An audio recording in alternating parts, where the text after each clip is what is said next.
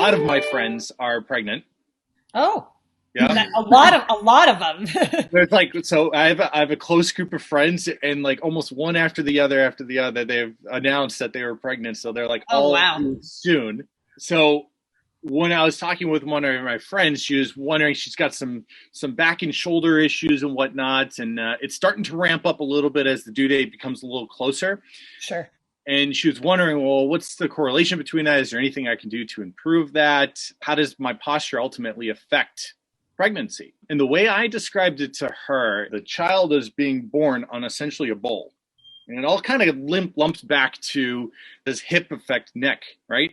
The hip being in a bowl. So we want that bowl to be as even and level as we can, so that when the child is being born or as it's growing, it's being completely supported by the structural anatomy of your bony and your skeleton. If that bowl is uneven, if it's tilted forward, or if it's elevated on one side, you imagine like 8 pounds being shifted towards one side or forward. Yep. It's going to create a lot of additional pressure on your back muscles, on your neck muscles to support you. And that's also going to make the actual child birthing much more difficult. Yes. Right? Like, what do you guys have to add about that? Usually one thing I'll always recommend to clients who are either looking to get pregnant or are currently pregnant, I do love the Painfree for Women book. I think there's a lot of really great information in there, speaking toward, what Mike is talking about how as your body is changing, all these imbalances just get magnified and it can create some problems down the way. And then obviously when they're coming into the clinic, I actually had a client, I think last year, like taking her posture photos, you can just see her bump. Like when she turned to the side, it's like, oh, we should do a little flip book.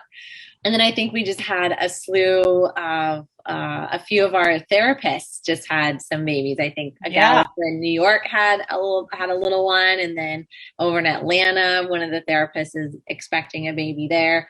So it's kind of fun. And what I liked about, I think it was Janelle who had a baby, and so she would post, videos of her doing her menu.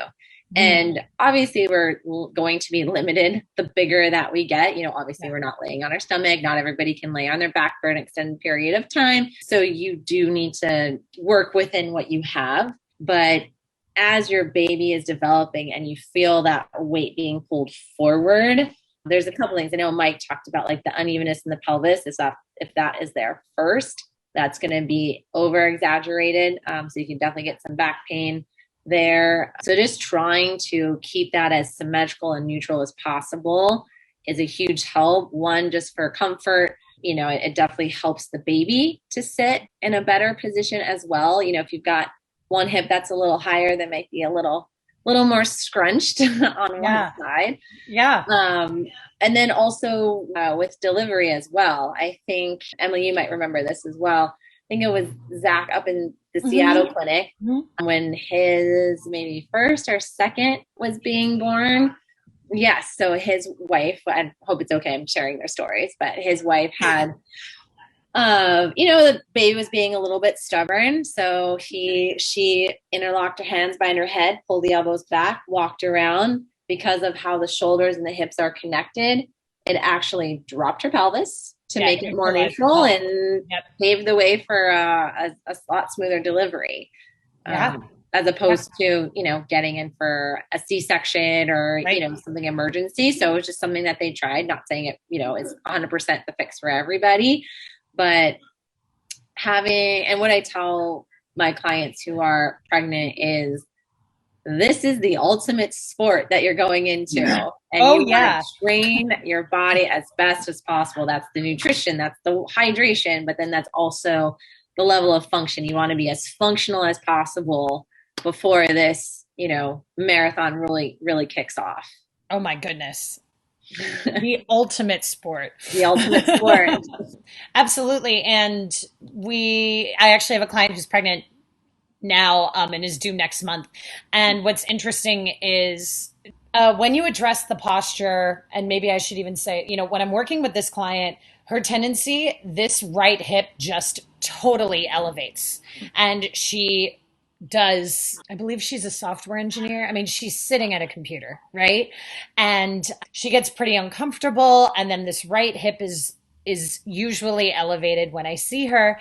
And what's kind of amazing is as we move through the menu, the baby moves. And then I have even seen the baby's little like kick center itself Aw. throughout the course of a session.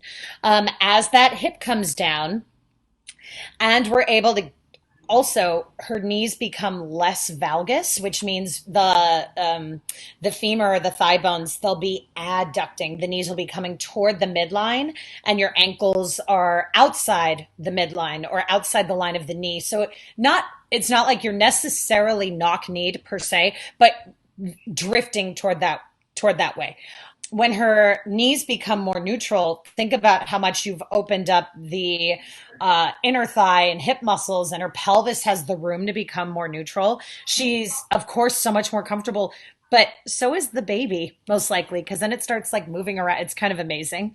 And just think about how much more likely it is for that delivery to be a lot easier. So working on the posture is absolutely going to impact the experience of your pregnancy, as well as your delivery. You guys have any clients who they had mentioned that they had an emergency C-section done or C-section, and all of a sudden their core, their abdominals are compromised, and they move differently. They're like, well, I don't know if my pain is a result of the C-section I had before. Funny you said that. Also, have a new client that just started last week who has a 5-month-old and had an emergency C-section and feels like her core is really weak. And so everything you described. And interestingly, when we took her pictures, she has a left hip elevation, a very, very intense lordotic curve, and very anterior pelvis with this hip elevation, right? And when we looked at her pictures, she has some low back, she has neck pain. To circle back, we're keeping with the theme today, but interestingly, she didn't even talk about the emergency C-section until like we were midway through the appointment. And she said, I don't know if this is relevant or not. And then she talked about that.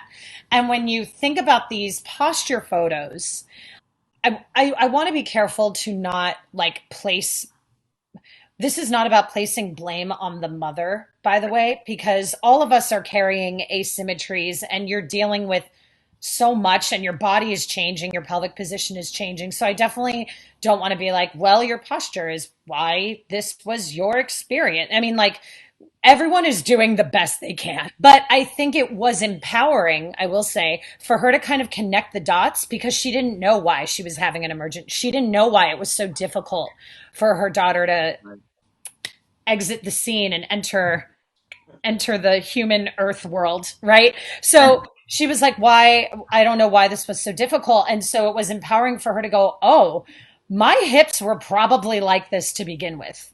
And she frequently felt like her back was like very significantly arched.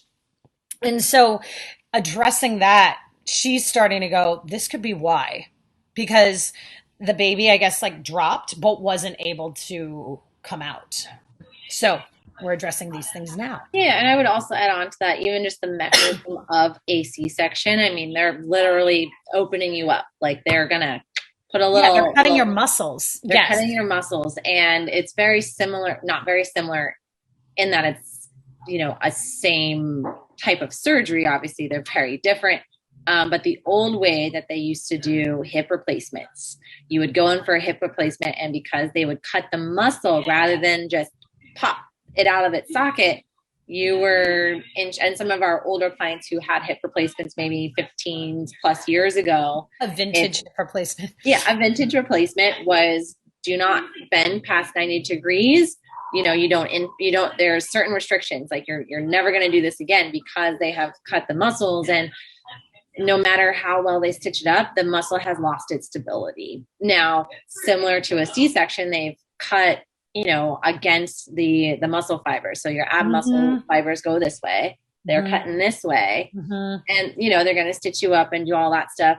I've also been told, I've never had one, but I've been told by, women who have had them, is it is a major surgery. And usually after Yes. surgery, you're not supposed to do a lot of things, but you've got a newborn.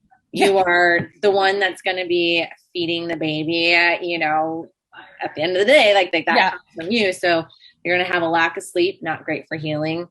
You're obviously going to want to carry your baby. So you're carrying around, you know, depending on how big, somewhere between 8 to 10 pounds, you know, right off the bat, all on the front, over these muscles that are trying to heal. So it's sort of a catch-22. It's a major surgery, but you don't really have the luxury to like let it heal and let it sit and not lift and not, you know, do these things. Yeah. You have to do them. But even when clients come in after that, it's still, let's go after the position. You want to put those muscles in the best position possible so that they can still continue to heal, but also continue to function. So it's the same as, you know, sometimes we'll get some guys in and they turn to the side and they've got, you know, like almost like a beer belly kind of analogy, but their stomach is protruding forward. Their hips are dumped and they'll be fit everywhere else. Like, I can't get rid of this. I can't get rid of this stomach. And they did not have a baby. And they did not have a baby.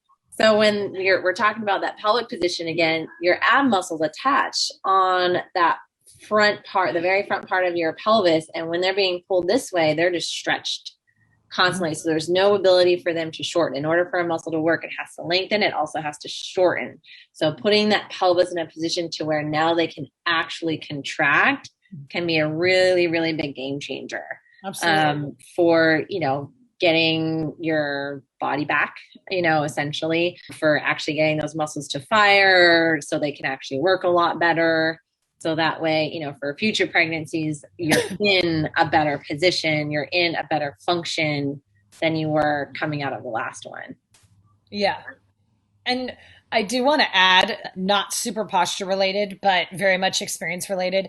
For those who are planning to get pregnant or who are currently pregnant, self-compassion is the name of the game too. Your body is going through massive amounts of change in a short amount of time. It might only be 9 months, but it goes real quick. It's a long, yeah. And this is hormonally. This is actually like your pelvic position is changing, your body is changing, and you're housing a human, you know. So I think it's important that we can all of us who have not given birth can definitely talk about what needs to be done, and this is how you should approach it. And you know, we have these suggestions, and every individual's unique, and you know, we are totally here to help. And I think it's just important that we acknowledge that this is a big undertaking. Very much so. Yeah. I wanted to mention too, Emily, you talked about, you know, no one's wrong. It's not your fault for being in that position. I think that goes through, you know, a majority of clients that we see as a whole. You know, like, am I standing the wrong way or am I sitting the wrong way? You're not doing anything wrong. Our body is functioning a way because it's most efficient for them in that moment. You know, yeah, your body's doing what it's supposed to do. Right. Exactly. And it's always trying to work as best as it can.